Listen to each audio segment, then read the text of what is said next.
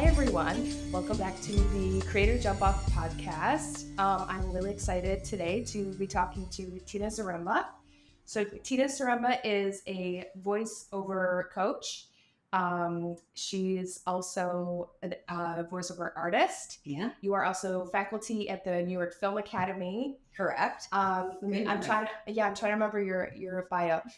You're also a neurodivergent artist. Yes. Which I'm really excited to ask you lots of questions about, because I'm sure there's like some neurodivergent people also listening.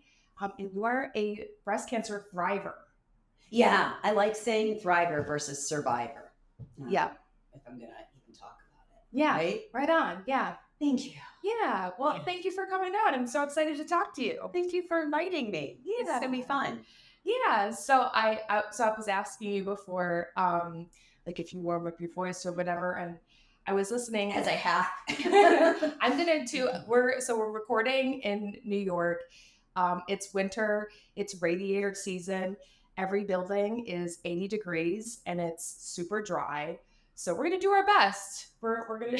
I know, beautiful old New York buildings, but the radiators when they turn them on are just on, all the time, sauna level. Yes. It's the New York City extremes. It's like it's freezing outside and it's balmy and not. I wish it was balmy. It was just hot and dry and on the inside. Yeah, we get a little sauna. It's all good. Yeah.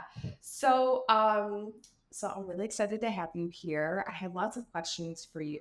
So I guess I'm going to start at the beginning, not just Diane Sawyer you, but how did you get into voiceover work?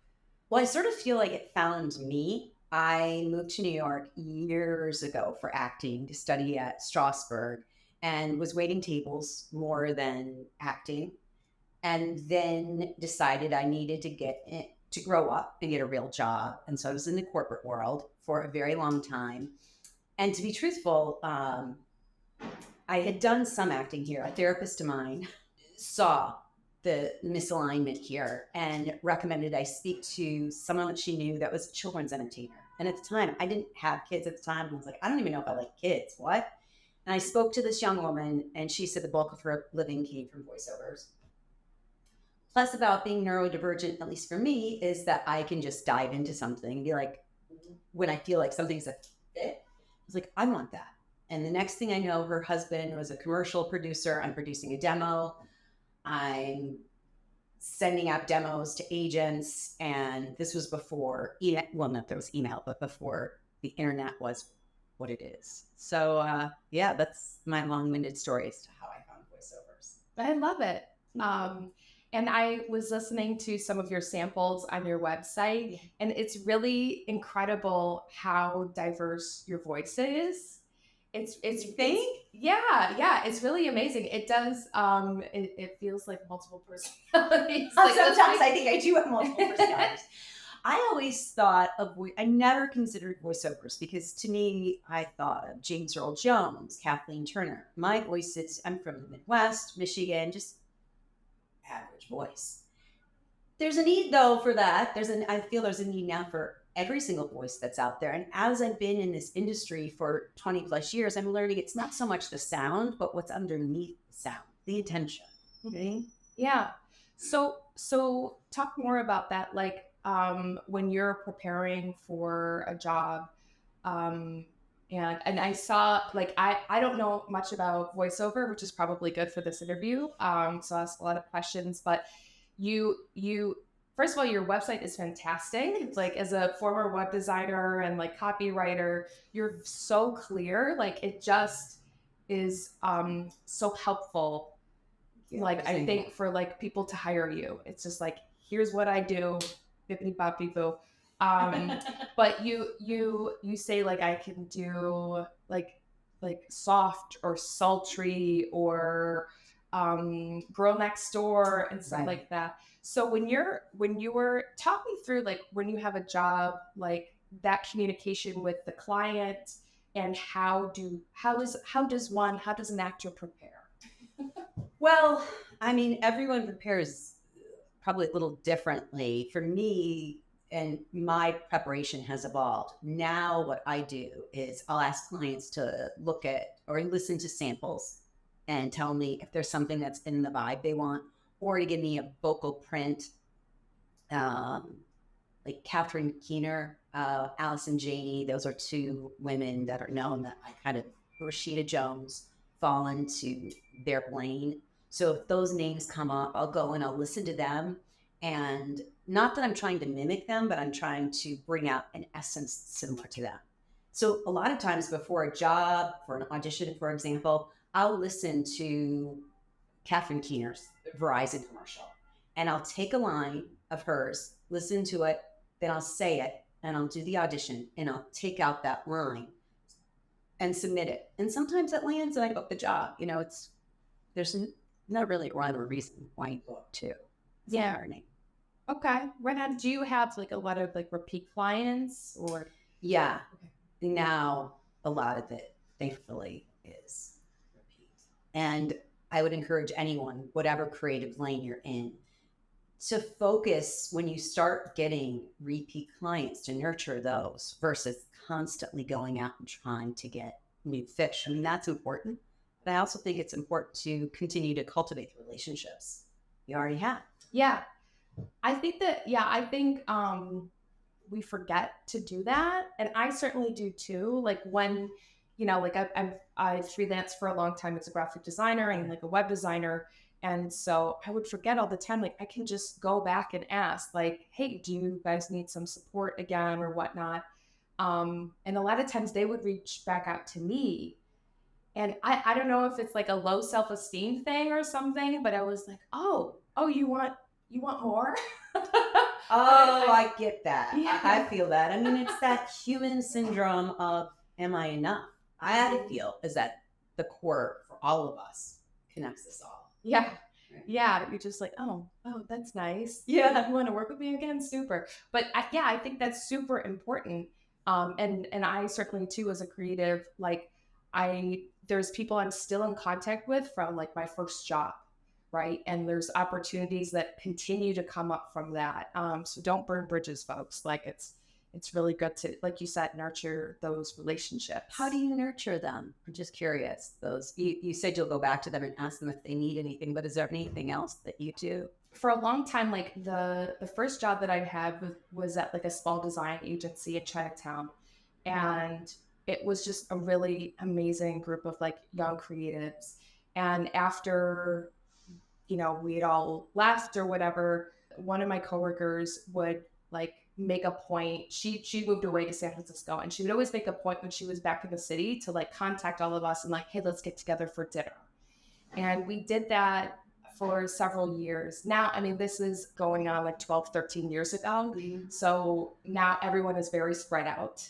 It's not like one or two people have moved away, but I have had phone calls with her. I've had phone calls with other people that I worked with at that company. Strangely, when was it? In 2018, I worked at the New York Times, and there was two other people who I worked with at that small agency from Chinatown there. It's just like, I feel like it's also kind of like the universe like conspires to kind of keep us in touch and stuff.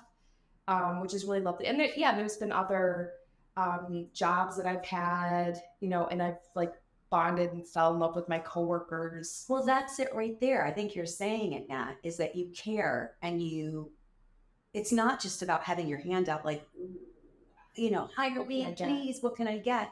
It's how are you doing? Inquiring about them as a human versus work. Yeah. Right?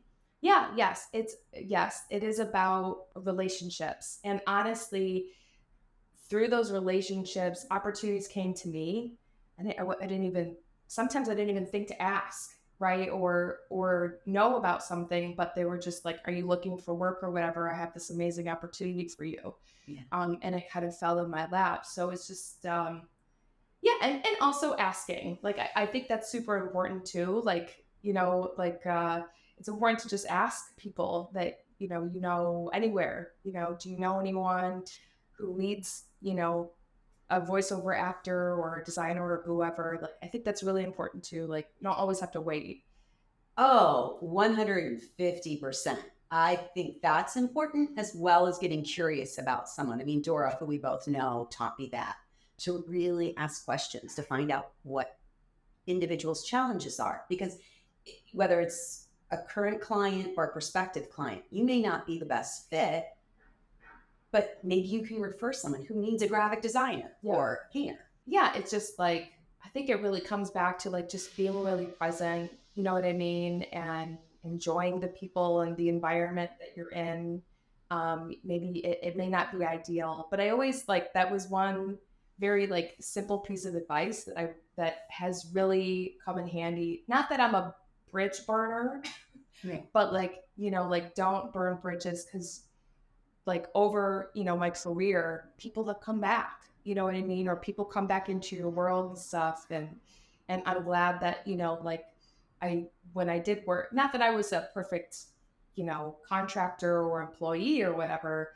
But you know, I showed up and I was fun to work with and I was pleasant and I did the best that I could.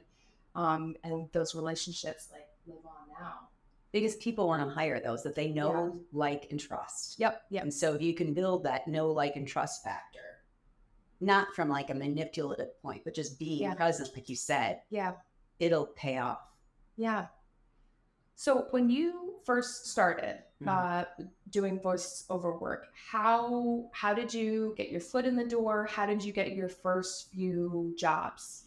Oh, girl, it was the first year was awful. I think I cried all the time because all of a sudden, I don't know about you, but I was probably subconsciously looked at work as efforting. So once I signed with an agent and I was going in the old days, used to go to casting offices and I would be there with some B-list celebrities, some amazing voiceover talent that had been working a lot longer than me. And I just was putting all this pressure on myself. I'm like, this is my job. I have to work. And it just, I got in my way. I wasn't booking for a whole year. And it wasn't until I started letting go and it's play and trusting that things started turning around. And I definitely wasn't like this. It's been. Ooh, show me one person right like this. I know. And we all, the media, entertainment, I think we make it like anyone who's really, really famous. Oh my God, they went from here to there. Yeah. No, there's, I think the idea of like an overnight success is a myth. And I think like people have moments, you know, like I just interviewed my friend yesterday who's a painter and her career is like really just taking off, like it's having a moment. But we talked a lot about like, you know, certain like shows not meeting our expectations or not selling any paintings or whatever very recently. So yeah, I think it's not always like, it's never really all green lights. No. Do you know what I mean? It's just like really like riding that wave, you know. Okay, so I really appreciate you saying that too. I think like same thing with me, like, you know, to kind of step into, you know, woo-woo talk, but you know, woo. I love woo-woo too. I'm super woo-woo. But there is something about like letting it go. You know what I mean? Like one of the like that relationship that I had with a coworker, you know, from that came a wonderful contract work situation, you know, that's lasted years, you know, and really anticipating that, being like, I'm going to be in a relationship with her because I'm going to, no, I couldn't, I mean, there was no way. I had no idea. She was just like, we were walking after dinner and she was like, are you looking for work? And I was like, yeah, actually I am. And it turned into this wonderful situation. So I think like I found it, you know, as a creative, it's kind of like doing your best and like working really hard and trying, and then letting go of the expectations and like focusing on the work and letting go of the expectations. Yeah. One of the best pieces of advice I got was be about the work. Just be about the work. And I tell my students all the time, I don't care what you believe in, whether it's God, a fruit tree, nature, but believe in something greater than yourself. Because when you think about it, there is something else that is working with us. I don't know what it is. I went to the Grand Canyon last year with my son and I was looking at it thinking, wow, like, this wasn't man. And so that just goes to your point of when you let go, how things happen. I do believe you have to take action. Yeah. But that there's something else that can work with you to make it easier. A Yes. flow, if you will. Yeah. Do you have any stories about like with students, like any kind of breakthroughs that you've Um, seen? I've had students that have done well in terms of breakthroughs for their career, where they've got these big opportunities and they've done things that maybe aren't traditional, like leverage social media and put themselves out there. But the breakthroughs that really stick with me are when someone releases this internal dialogue of how they should sound, how they should be, and they try something different and they get out of their comfort zone. A lot of the exercises I have them do are, like, oh my God, I'll have them sing like an opera singer and then go into the copy, or like a cartoon character. And when they have that realization of, oh my gosh, it is not just me. I've heard that we have three brains, here, and then our gut. And I try to work with my students on, yeah, this has been like, we've just been heads from 5 to 20, right? And so we stop trusting our impulses from here and here, but that's where your talent resides. And so if we can get out of here and just start to lean into these impulses and let go of right or wrong, that's such bullshit, and just see what lands, that's awesome. Because that's so hard. It's hard to be human. Yeah, I love that. Yeah, it's whenever I get caught up in like I need to do this or admin stuff or whatever, like I just feel that like tightness like in my throat and in my chest. And then if, like I've been trying to just get in, like you said, like get into the work. And like for me, that's like writing an article or recording a video, or recording a podcast, and like being in that flow. That comes up a lot too, like in these interviews of like getting back into that flow. It's like we self-regulate, like we can learn how to like regulate, and it feels good. And like once I come out of that, like I feel so much better, because it's like I think that like being connected here and here, like that's where you could call it like the muse, or like that's where the creativity, like that's where it's all coming from. Like the more that we connect with that, like the work is better, and I just feel more grounded, because that I think is really what's important. The admin shit will get done, Yeah. you know what I mean, or it won't get done, like, but really what's important is like the work that comes from here. So yeah, I think that's really beautiful. um I'm trying to think of some questions, or like, what are some things like with your students when they first come into class, and they're budding voiceover actors? What are some like big kind of maybe mental obstacles or hurdles that they need to kind of overcome? Like you were saying, a part of that is like the breakthrough of like, don't be so in your head, like be here. But is there Right. is there other things that you see? Well, I mean, I think that there are obstacles that we probably all, as humans and as creatives, encounter, which is being in our head, feeling like it has to be a certain way. This kind of paint by numbers that happens when we're in our head of, I do this, then I do that, then I do that. And having that inner critic, that voice that happens. And for me, what I try to encourage them to do, and what I do, everything that I teach them is all stuff that I'm continually working on as well. Instead of like pushing that voice aside, why not just like acknowledge it? And like, hey, okay, I see it. Because it's just going to get louder and louder, or the emotion that you're feeling. Instead of just like, oh, I don't want to feel nerves. How about just like dive into that sensation and let go of the story of what that means, or even giving it a label, just feeling the physical sensation. We're so, as humans, wanting to be these like meaning making machines and just put a story on everything that we're feeling. What if we just allow? So that's a big thing that I work with in mind, is just allowing whatever is in that moment and bringing it. Yeah, yeah, I love that. I've also been trying to like practice that more as well. Like the last couple nights I haven't slept really well and I'm cranky. I'm like, it's okay. I'm just cranky. Yeah. It's fine. It's not gonna ruin my life or my day if I don't want it to. I'm like, I'm just a little cranky. It's okay. Yeah, because you get these, and rules in our head, even as entrepreneurs or solopreneurs or creatives. I have to have, my big story was I have to have 8 hours of sleep. If I Yeah. don't have 8 hours of sleep, watch out.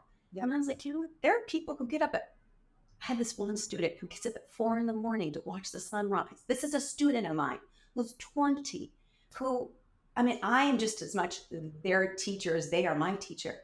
And he has like 5 hours of sleep. He doesn't give himself the story that I do. Yep. Yes, I love that. Yeah. My this fall has been really, my life has been quite chaotic. And I used to be like that too, of like, I need 8 hours of sleep. I need my little orthopedic pillow. I need my humidifier. Still might need my humidifier for sure.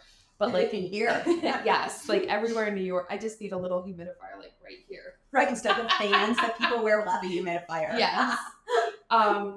But I totally relate to that. Like I need 8 hours of sleep. I've been getting a lot less sleep and I'm okay. Like yesterday, the night before, I did not sleep well at all. Like my whole body was achy. But you know why? Because I was out dancing. I was having a really lovely time. Now, because I'm old, my knees hurt and stuff. But it's like, it's okay. And I got through and no one died and everything worked out just fine. And maybe, like I had to be a little more on it and remind myself to do things because I was a little out of it. But it's like, um, yeah, like it's just okay. You know what I mean? And I think there's a lot of messaging in social media about like wake up at 5 and take a cold plunge and work out every day and stuff, which is lovely and great tools and stuff. But there's also like it's so necessary to be like, I'm a fucking mess today. And that is okay. Yeah. You're making me think about on my Instagram, I posted, I do my best to make my bed. Because that's the one thing where I'm like, if I have not done anything, at least not made my bed. And this morning I was running out to meet you. I did not make my bed. And I am like, I need to take a photo of this to just let people know that there are days when I'm just binging Netflix and the Haagen-Dazs is to be had. So yeah, let go of the rigidity. I wonder though, Nat, do you think that perhaps some of that happens when we don't get 8 hours of sleep or things don't go the way that we want them to, because I've been wondering about this, is because our nervous system, or perhaps just us as humans, doesn't want just calm. We want the either drama or the challenge, the crisis. This is something that I've been looking at for myself because sometimes everything's going fine and I'm like, why am I stirring up shit when I don't need to?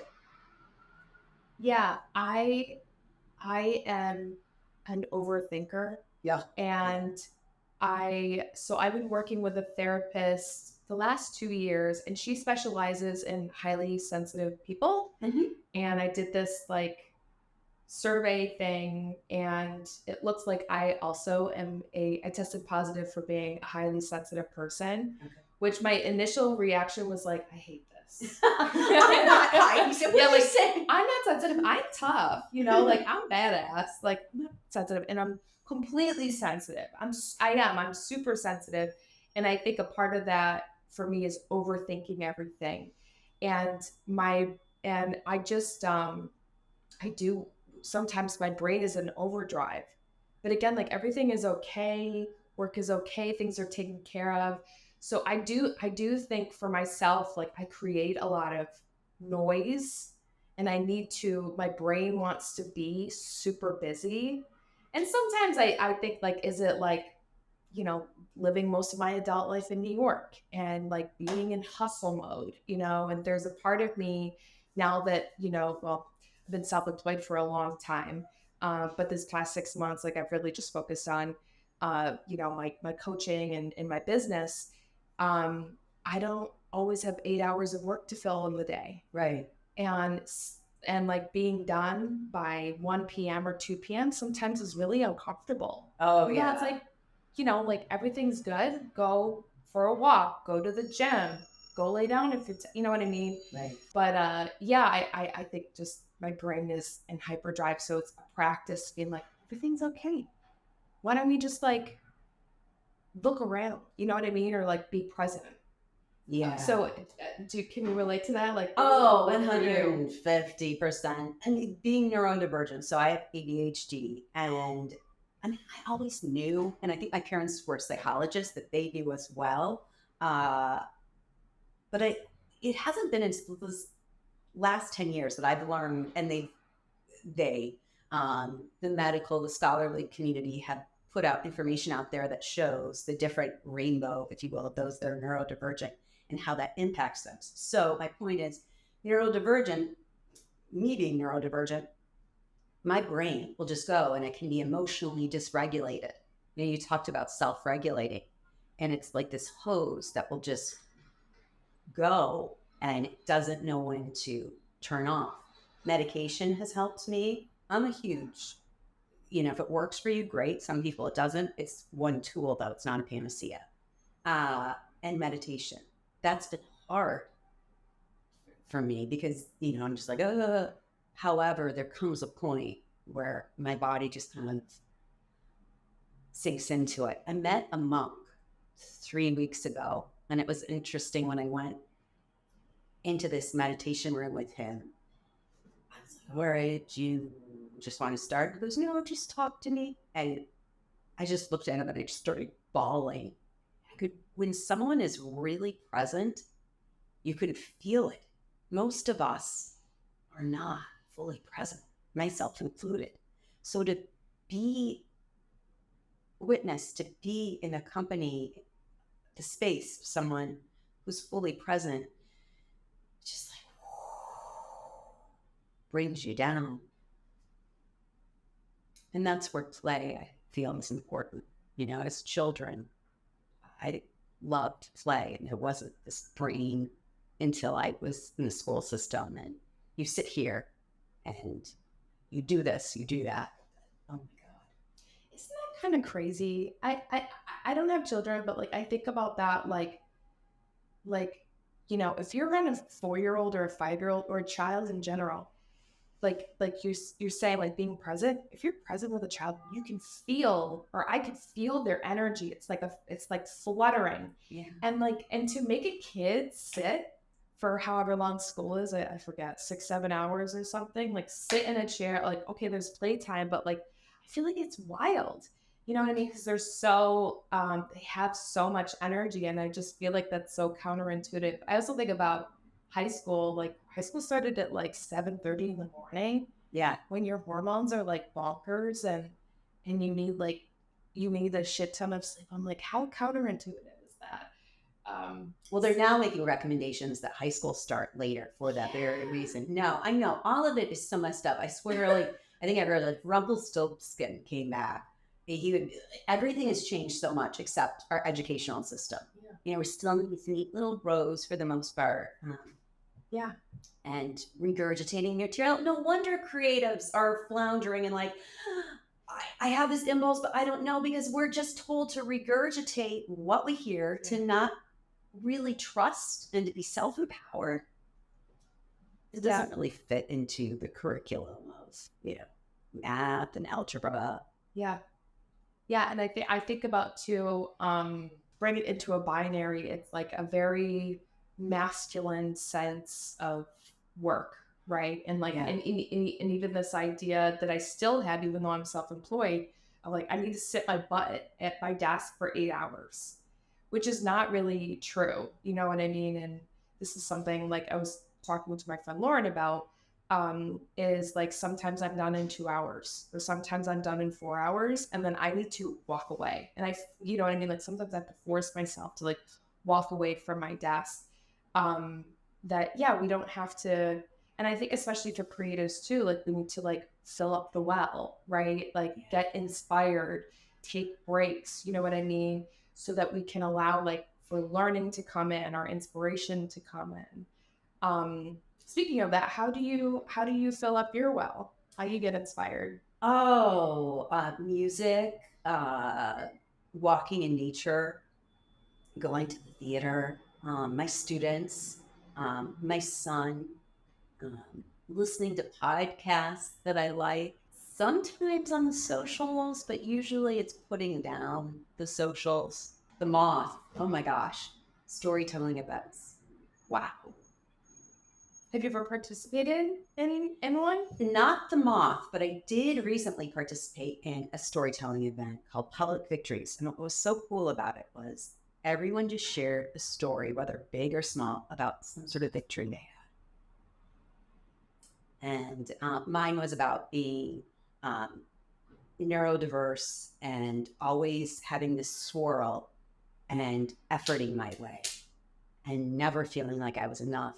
And ironically, it was through my cancer diagnosis when I was completely bald, pumped with all these steroids, and I had taken a bath and was staring at myself in the mirror, just not recognizing myself, that all of a sudden then I felt like I saw myself. Like I really saw who I am and I'm more than just this. And that I get choked up thinking about it because there's this challenge, I feel, creative space in that we think that it's XYZ in our artistic lane that's going to fill us up. And it's just the fact that we are here and we are existing, that's enough right there. That's really beautiful and really powerful. I think it's a song there for someone, there's beauty in the breakdown. And I think like it's critical, I think, for humans, but for creatives too, to walk through those valleys, and like you were saying, like there's things, traumatic things, difficult things that have happened to me. And you build character, right? And those things, I feel like it's almost like a cleansing, where it's like when it, at the core of it, right? Like at the core of my life, you know what I mean? Everything's going fucking wrong, with your health or your finances or all of the above.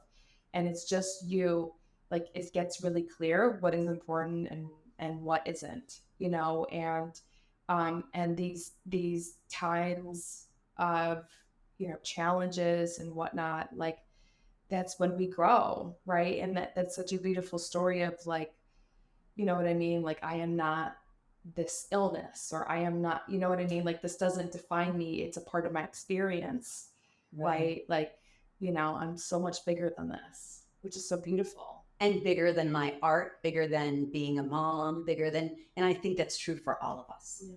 And I feel as humans, at times can cling to our identity. We want an identity that, it could be being a mom, it could be being an artist. And I now feel like what works for me is to not be married to that, to be, what do they say?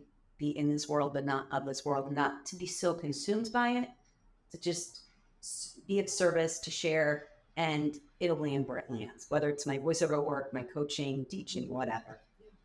Right. Yeah. Yeah. It's all an adventure. I think like when I'm in the mindset of this is all just like a weird, wild adventure, like this is just like this weird journey that I'm on. I mean, it's like this with the podcast, like it's still early days of recording them. I don't know where it's going, like I just rock up to interviews and I'm like, I don't know what the fuck I'm doing, but here I am. And then by the end of it, it's like really fun and lovely, and I feel really filled out. But it's like, all right, I don't know, just kind of, I mean, who really knows what's going on? Well, and that's a key too for creatives, is letting go of having to know, right? Yeah. Yes. And having that beginner's mind. Yep. Yeah. I want to ask you more about the neurodivergency. Mm-hmm. And what does that look like to you on a day-to-day basis? And, like you said, like medication helps you, meditation helps you, but yeah, like how does that affect your day-to-day life, and how do you kind of like make peace with it? Well, I educate myself to learn as much as I can. So I'm still, continuing on this journey. What that looks like is educating myself still. Dr. Russell Barkley, someone who I've learned a lot from.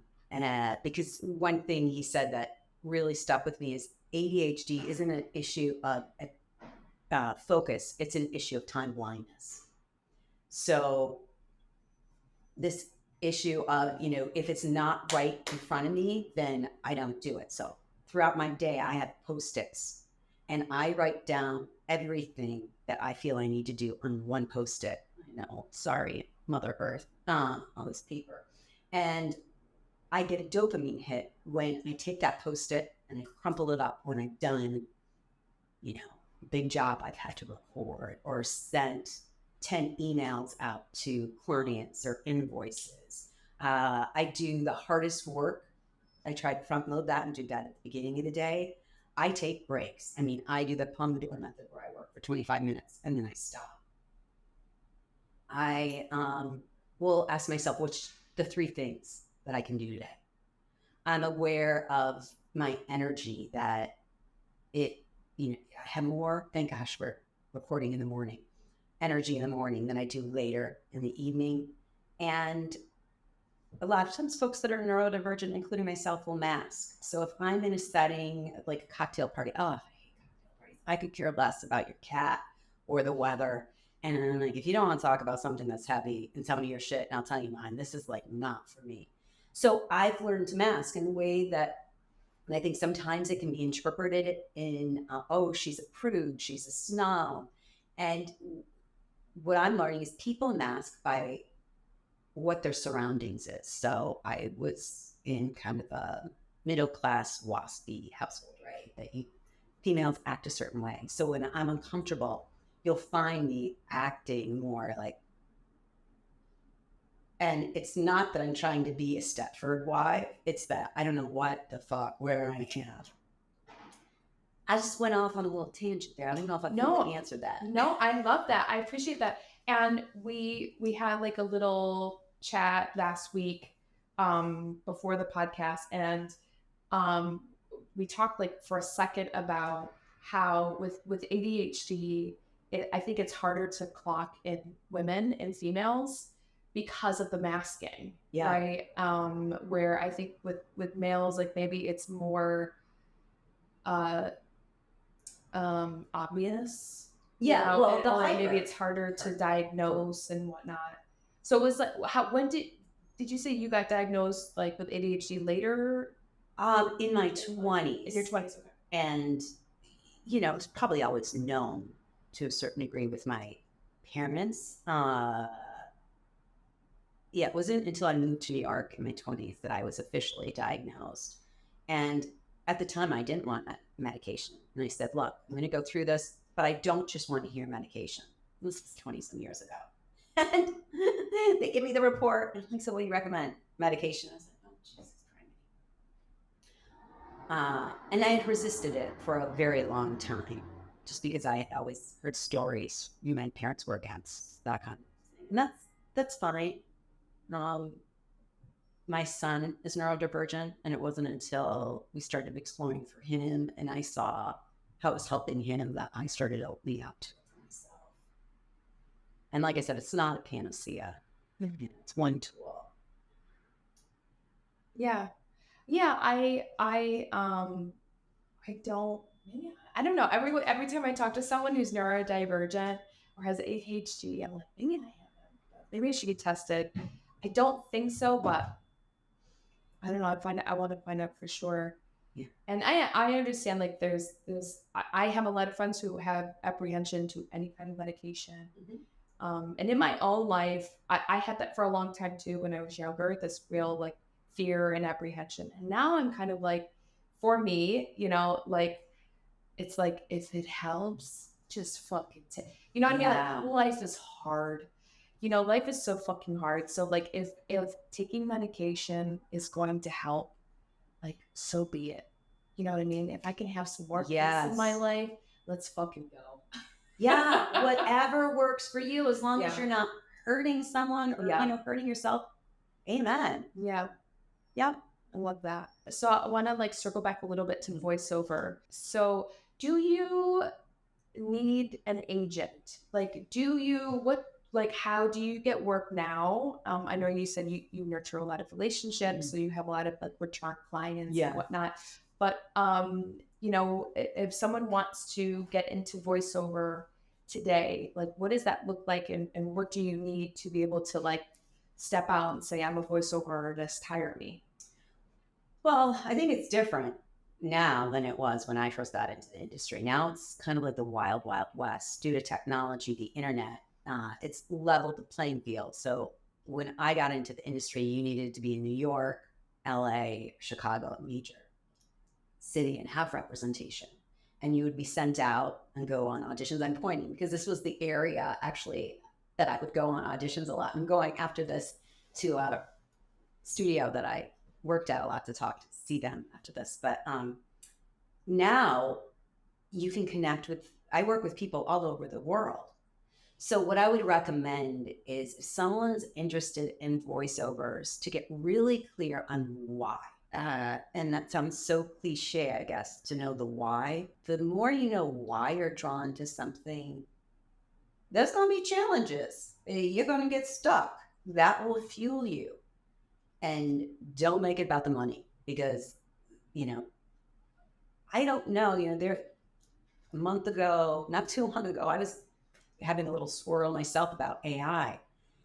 And then I get 3 calls from clients. I'm like, oh yeah, I'm still working, I guess. So know why you're interested in this and then pick a lane.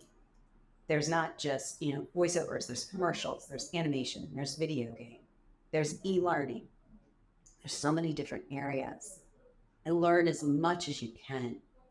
Google is God. That's what I tell my students. So do your research. There's so much out there.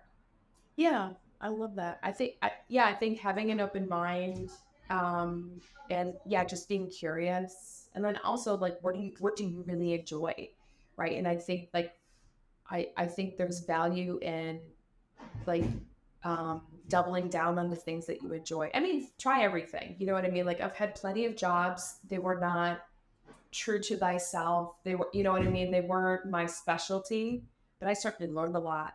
Yeah. You know what I mean? And sometimes you learn what you like, and sometimes it's like you learn what you don't like, and you know to avoid it. Absolutely. I would also say there are podcasts out there. I used to have one called VO Stories. I think it's still out there. There are podcasts for people who are interested in voiceovers. Taking classes is great. I would not recommend investing in a demo the first year. Why not? Well, you're still, if I was to go back, well, I'm grateful how, things just kind of fell into my lap with that demo. It was a chunk of change then, and it's even more expensive now to get those completed. And it's not, necessary to have this huge portfolio because everyone wants customization. So I'm finding a lot of clients now listening to what I call micro demos, where they'll tell me what their spot is or their video, and I'll send them something that I think is in the lane. I think, yeah, I love that. And like, I like on your website too, you have like commercial, show narration, political, yeah, promo. Yeah, right. And it's like these great like little clips. And I would imagine too, like, I'm not an AV person, but like, yeah, you could, if you're just starting out, like you could make your own samples, right? And upload them. Well, there's some mix. I work with a woman. We teach an online workshop, and she's not for that. And she's like Jody Gottlieb. Hi Jody, if you listen to this, is an industry, legend pro. And the reason being is because first impressions mean something, right? So you want something that's really going to land. So I don't know. That said, I've had some students who are pretty tech savvy who have worked with me on voiceover, getting one spot really clean, and then they've gone and done a music bed behind it. Just the giddy for getting work. Yeah. Okay. So there's different options, Mm-hmm. but I appreciate what you said about like just having really specific cuts of things, and this makes it so much easier for clients to know if you're the right fit or not, right? And I think like I've seen with creatives, I've seen with like designers, they just like drop off all this information and they expect the like prospective client to look at their whole website and or read their whole entire resume and stuff like that. And it's like you're just saying hi, hello. You know what I mean? Like you're dropping off all this work on them. So how can you make it easier for them to say yes? Right? And just kind of doing some research, right? Like, what are they about? Like, what work have they done in the past? Oh, I have a project that like is very similar to that. Let me just send them that one thing, right? So I think yeah, like breaking things up bite size, right, and showing clients. Again, it goes back to relationships and like thinking of clients as human beings who are very busy and overwhelmed in the work that they have to do and their deadlines and whatnot. How can you offload some of that work for them or make it an easier decision for them? Like, Yeah. And think about your region in the world, where you are, and audit your network. Who do you already know? Start having conversations with them, mhm. letting them know you're interested in voiceovers. I mean, I recommend training, but then I also recommend look at your network. If you work in e-learning or you work in, HR, they use a lot of these videos now, right? These explainer videos. Have conversations with people. I worked with someone who worked in the corporate world and in marketing, and she ended up voicing one of their internal spots. And what was great is she then had a spot for herself or her reel. I didn't mention this, when I first got into voiceovers, so things weren't going well at all. Yeah, Simon was big Asian, and I just felt this pressure. It was ICM, which is a pretty reputable agency, and nothing was happening. So I called the local cable station and I said, I'm a professional voiceover actor and I'm going to pay it forward. So I would like to offer to do one of your spots pro bono. I did not say anything more. I knew that I wanted to have a great experience with them and to over deliver. And I did. And then I said, were you happy with this? And they said, yes. They gave me a copy of the spot. Yay. I had a sample. And then I said to them, would you mind giving me a testimonial? So I had that in the beginning for my website. And then I also said, and if you know of anyone that needs a voiceover actor, please feel free to share my information. Well, from there, they referred me to Tucson on 11, and I became their voice. Hello. And that was a standing. So in the beginning, don't be afraid to. I don't want you to do free work all the time. It's pro bono and give it to a cause that, local cable station, PBS, or an animal shelter. I love that. Right. You didn't do it all the time. Right. No.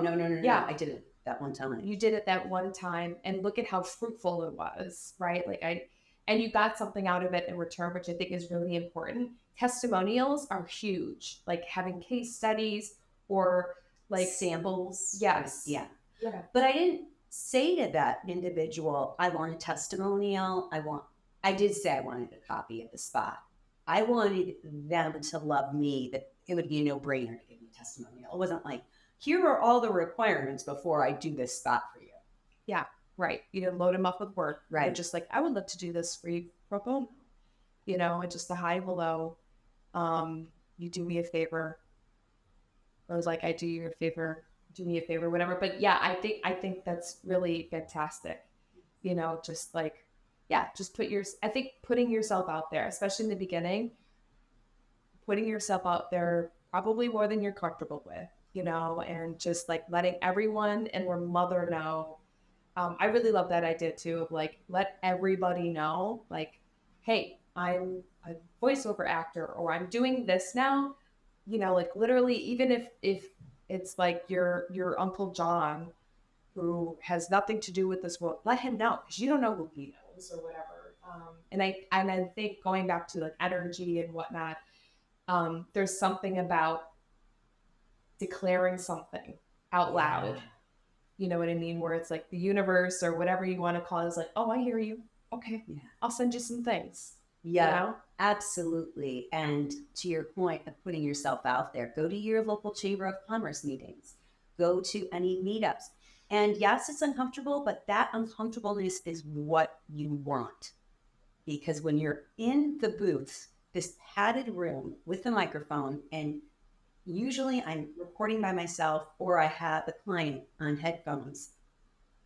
That's not like a day-to-day situation we humans are in. And then they want you to sound really real, really real. I mean, gone are the days where we have these slick, voice of God voices. They want the real human being now.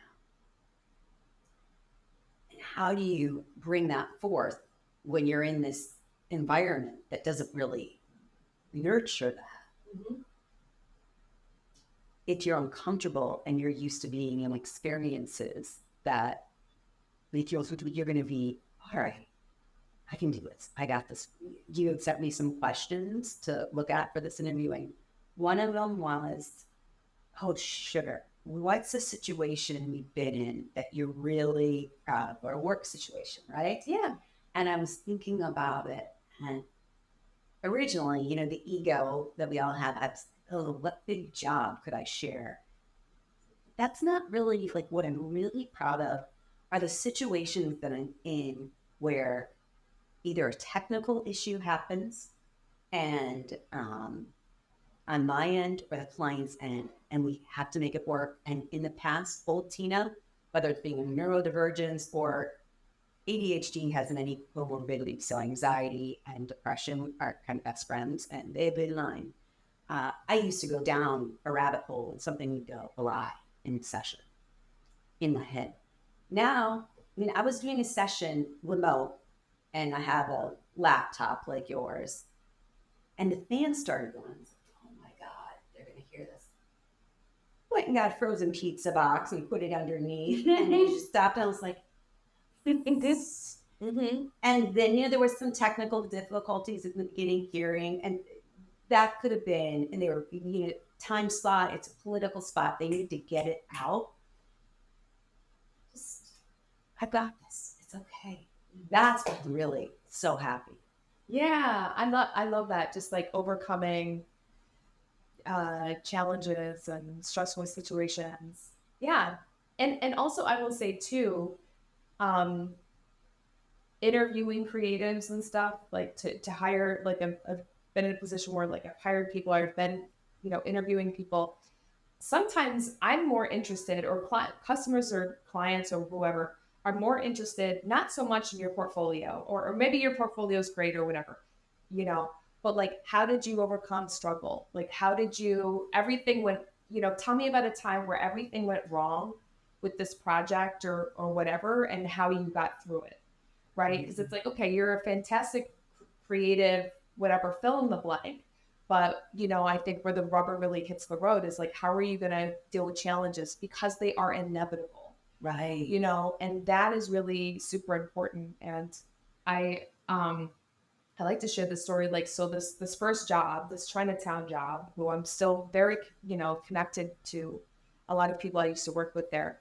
I had on my resume, I meant to take it off. I had in high school and community college, I worked at a UPS store. Mm-hmm. And I forgot I wanted to take it off my resume because like I'm a professional designer now. You know what I mean? Like that was like my minimum wage job, but it stayed on there. And I, eventually got the job, and one of the people that interviewed me told me like that was a huge, that was a big part of the decision to hire me, was because of my experience there.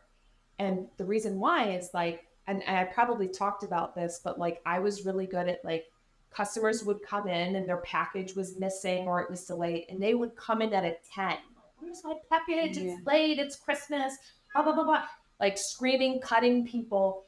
And I was very good at like taking care of them. Like, I see you. I hear you. Like, let me go make some phone calls. Let me look at it and whatever. And it's not like I could do a whole lot because this was UPS, and we're just like a little franchise retail center.